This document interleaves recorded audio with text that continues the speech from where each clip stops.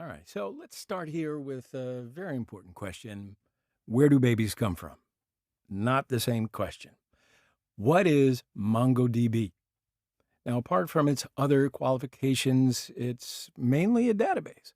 All right. Actually, it might be sort of confusing that the company which created MongoDB is called MongoDB, but throughout this course, when I say MongoDB, it's going to be about the database, right? So once you get used to it, it's not confusing at all. Now, the name MongoDB is created by the creators, and they are inspired by the word humongous. All right? Because it's a really big database, and its main function is not only to store a huge amount of massive data, but also work with this data in the most effective and efficient way possible. Now, like I said before, it's a database solution. So its main purpose is to store the data which is needed for the application. Now, we know lots of databases varying from SQL, Team Desk to Scaleway, and there's thousands of databases out there on the internet. And you know what? They're for different particular purposes, whatever. At this stage of the game, the question can be, what makes MongoDB unique? In other words, what differentiates MongoDB from that massive sea of other databases? Well, besides being a database, MongoDB is also a database server, which makes running different databases possible. Now, let's explain it with a simple example, and hopefully it'll make it a little clearer. So imagine that we have a database, one currently running in our MongoDB server, because it's not just a database, but it's also a database server, which allows us to run different databases, right? So we create different databases using MongoDB.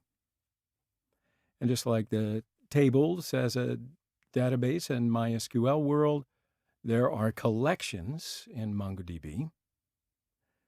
So why don't we say that we have countries and tracks collection, okay? Of course, we can add different collections. So these countries and tracks are the collections in our database. And keep in mind that we can have numerous databases and collections inside of those different databases like this. So MongoDB gives you the ability to run more than one database and performs as a database server. So getting deeper into that, let's say that we create documents inside these collections, as you can see right here on the slide.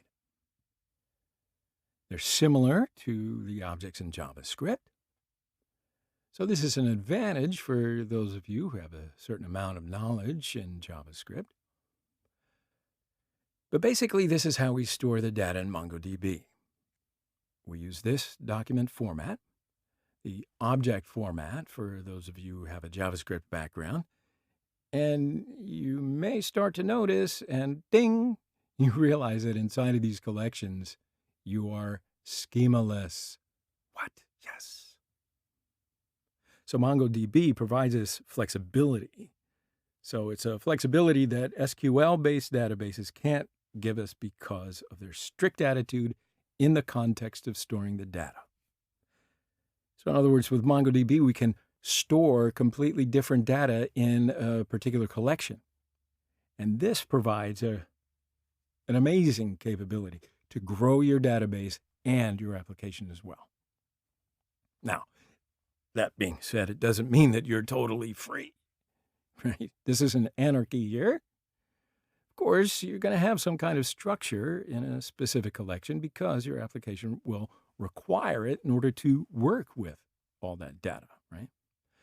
So throughout the course, we're going to learn data structures and relationships and relations, and there it's going to become more clear for you, and hopefully you're going to understand it after this.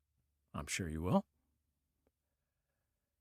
So you're going to see structuring and following the best practices so that we can structure different related data. So in short, we are schemaless, and that is crucial.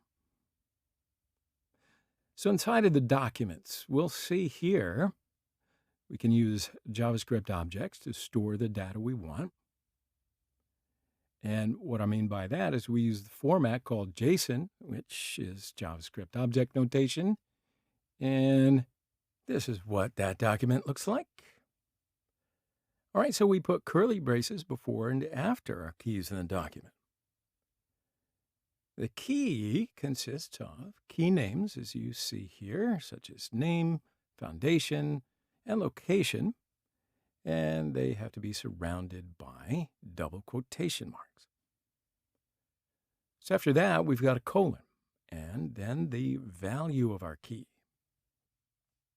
So here we've got England, and it would be some text string, which has got to be enclosed in double quote marks again. Now, on the other hand, strings are not the only thing that we can store here. We can store numbers too, but this time there's no quotation marks. So we can also store Booleans, true or false, and even nested data, as you can see here in the example.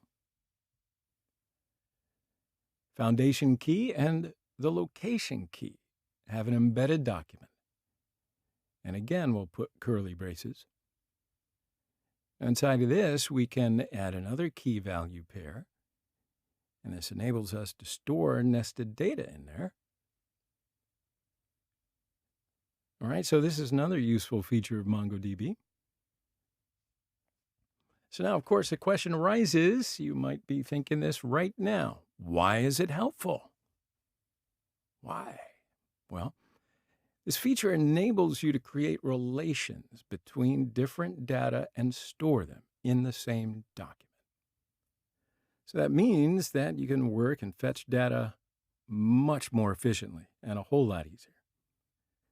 In other SQL-based databases, you've got to write complex joins to find data in table X and data in table Y, right?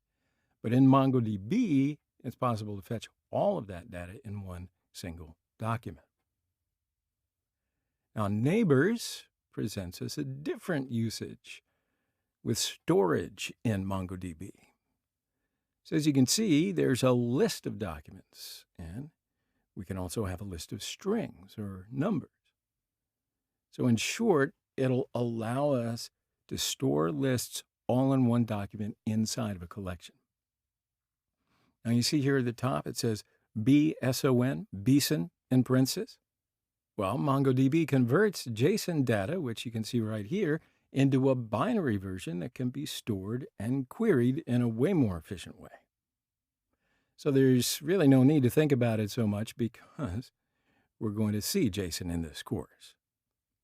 But that's what it looks like. So to sum all this up, this is the document, and what's important about MongoDB is the flexibility and its optimization for usability.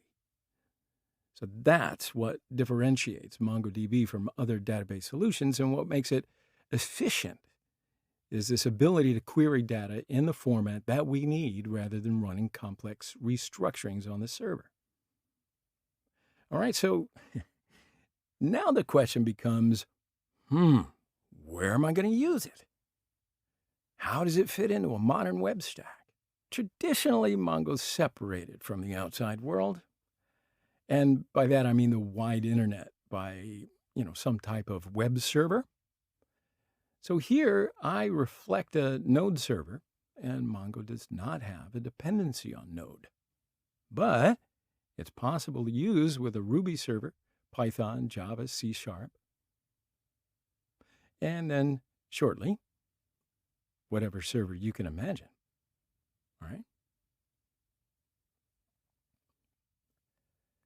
So we can count different languages which have amazing support when you're working with MongoDB. Now, typically, we're going to place this web server between a browser and a mobile app. And doing it this way, data requests will be filtered by the web server just before it reaches into our database. And traditionally, we maintain the security of the data through rules, which we're going to place inside of our web server. For instance, if any user in the browser application wants to save or destroy a record, well, we've got to be sure that inside of our web server that the user has the proper permissions to do that. So it's possible, in other words, to make changes on our database only after checking permissions. All right, so you can see the box that I've labeled here as Mongoose.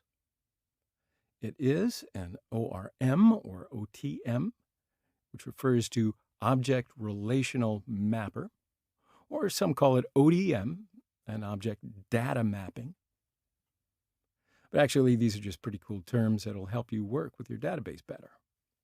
So actually, Mongoose is the thing that enables us to work with the Mongo database in a much easier way than the scenario where we've got to use our core Mongo APIs.